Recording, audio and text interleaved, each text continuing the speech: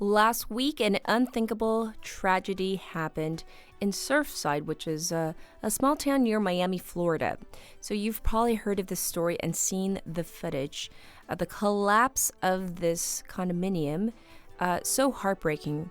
So we do still have word that the search and rescue teams, they've been in a race to locate individuals since last week. And as of broadcast time, of course, the numbers are quite fluid. 18 confirmed dead with about 145 still missing. The cause of the collapse is still unknown. The investigation is, of course, ongoing. And there are so many different discussions over this being one of the deadliest building collapses in modern American history. So today we have invited Dr. Khalid Mosalam to hear the latest updates on the possible causes of this catastrophe. He is the Taisei Professor of Civil Engineering, Director of the Pacific Earthquake Engineering Research Center at UC Berkeley. So let's welcome him to the program. Hi, Professor. Thanks for joining us today. Thank you for having me, and good morning, everyone. Yes. So first and foremost, I hear that the latest right now, that the search and rescue efforts have been paused due to safety concerns. So can we know a little bit more about this, Professor? Yeah, there is still remaining a portion of the building that's intact, but certainly it's compromised now with the ground failure. So it is susceptible to possible failure as well. And that's why I think the search and rescue have been halted to make sure there will not be any danger to those rescue workers. Right. And so thus far, from what I understand, this investigation is, of course, in the early stages, Professor. So how is it being conducted? Are we talking about any type of CCTV or surveillance video or maybe satellite images? From what I know, what engineers are doing now, they are going through the drawings of the original design, trying to create maybe a structure analysis model to simulate what has happened. I am sure the reporting that was developed back in 2018, when this building was recertified, is being studied since it is the most recent, just to assess the condition of the building before collapse. And I would imagine also some studies about the condition of the soil, the surrounding buildings, and especially the remaining part of the building. And that's probably why they made the decision to halt the search and rescue, because probably some evidence that or concerns that this building also, or this part of the building may also collapse. I see. So if we can go back to the beginning, how did this collapse happen? And if you can explain which part of the building actually collapsed and how it kind of began? Yes. Well, it's very unfortunate that this happened at 1:30 in the morning. So that's probably the death toll and all that is extensive. The building is a 12-story, what is called a flat plate reinforced concrete structure. It was built about 40 years ago in 1981. Was designed maybe a couple of years before that in late 70s. And the building has seen quite a bit of ground movement that is evidenced by the so-called swimming pool level. There is a swimming pool, and at this level, it's very noticeable from the video of the collapse and the photos that that level has dropped significantly. Mm. So that could be caused by ground failure or some other external effects. There are speculations that maybe some excessive loading on the roof may have caused the over stress of some of the columns. But regardless of the effect, whether it's something on the ground or something on top of the building, some of the columns on the south facade have failed in brittle manner, what is called shear failure or axial failure. Mm, And that led to these columns to um, have their loads not carried by this column anymore. And it seemed the connection between these columns and the supported slabs for the floors were not super strong, so they did not prevent these columns from punching through the slab. I It's like see. having a pin that goes through a piece of paper. Mm, So then the slabs fell on top of each other in a domino effect, leading to this pancake failure. And that, of course, lead to more ground failure because there is a big load that drops suddenly.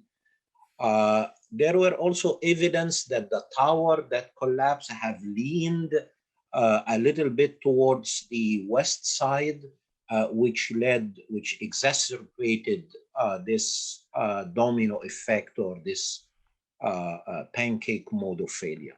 I see. So it looks like there might be a multitude of factors. Of course, the investigation is still very early on, and the main point is, of course, the rescue operation that is still ongoing. So, in terms of if the structure itself and some of the media reports reporting on this so-called 2018 engineering report. From what I understand, it's from a consultant, an outside firm hired by the condo's homeowners association to look at the building, right, to examine it. And apparently there was, I guess, a proposal that would have been very costly. Is that correct? Yes, I looked actually at this report. They did a very thorough job and identified clear deterioration in terms of concrete spalling, rebar corrosion, which is not surprising for a building that's 40 years old and in the waterfront where you have a lot of moisture attack Yes. and micro cracks lead to this moisture going to the rebars. Rebars enlarge in size when they corrode and they induce more cracks. So that certainly compromises the capacity of the different members of the structure. In terms of the cost of that of this, what this report indicated, um, I don't know. Usually, these things are costly to repair a building of that size. It's expected to cost quite a bit. Mm. I don't know what happened after this report has corrective measures have been taken. It's fairly recent, only 3 years old, and I haven't or I'm not aware of actual intervention that happened in the building following that report. But the report Right. is public and available. Ah, yes. Well, in terms of the building itself, I mean, it is in Florida, so Florida is not known as, let's, for example, earthquake territory, for example, like California, just as an example. But in terms of any external factors that may have been a factor in the collapse, are there any hints to that? Well, this failure is not is not a common type of failure. The Right. probability of something like that happening is probably one for every 100,000 under service conditions. So you're absolutely right. There must be some external effects that cause something like this to happen. Even though if this building is designed 40 years ago, it followed the current code at that time. They are not, or they were not as good as what we have now. They are not as good as what we have in California. When you do seismic design, you pay Yes. more attention to the detailings of the building, the ductility of the building, what is called alternative load path.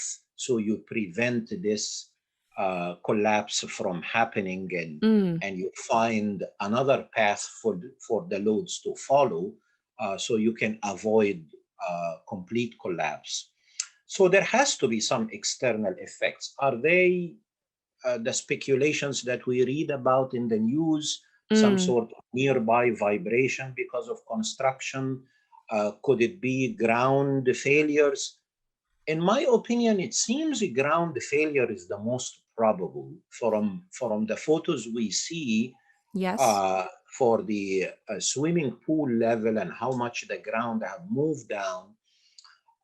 And also some reports in the 90s Mm-hmm. about the subsidence of this building, which means the soil was moving vertically down. So that can be caused by sinkholes, can be, and Florida is susceptible to that because the bedrock of Florida is sedimentary rock that is made of limestone, and Mm. limestone is susceptible to moisture, and it can lead to these sinkholes. Actually, this information is available in the USGS website. I I checked see. that, and they talk about the vulnerability of Florida in that regard. Mm. But again, So, that's all speculation at this stage. right. And so to wrap things up, Professor, I mean, in your opinion, how long would an investigation like this take to find out the true root cause or causes? So, of course, that nothing like this happens again in the near future. That's a very important question because, as unfortunate as these failures are, uh, they are a learning experience, and we have to make sure this doesn't happen again. How long Yes. would it take? It shouldn't take long because all the drawings, designs, geometric data, material data are available. So building a model of this building to study it is not hard. Actually, in my research group, we're already doing that. And maybe within a month, we can have a better idea about exactly what happened. But what is really important is this aging infrastructure, things Mm-hmm. built 40 years ago, recertification after 40 years may be too long. Ah, And we need more of monitoring systems. Now, these monitoring systems, in terms of cameras and so on, are not very expensive. And with aging infrastructure, mm-hmm. uh, that's the only way to get ample warning before something like this happen, at least to evacuate the building and Yes. prevent life loss until buildings are repaired. So I hope this will send signal to deploy more monitoring system and make use of the so-called structural health monitoring. The same way we maintain our cars and our health, we should also maintain our built environment Yes, uh, indeed. to prevent something like that from happening. Well, thank you so much for answering our questions regarding the possible causes of this horrific collapse. Thanks for joining us today, Professor. Thank you for having me. Once again, this was Professor Khalid Mosalam, and we talked about the possible causes. The professor, in his opinion, says for now he thinks that the most probable cause might be ground failure. So, of course, we will keep you abreast of any of the updates as we continue to cover this story.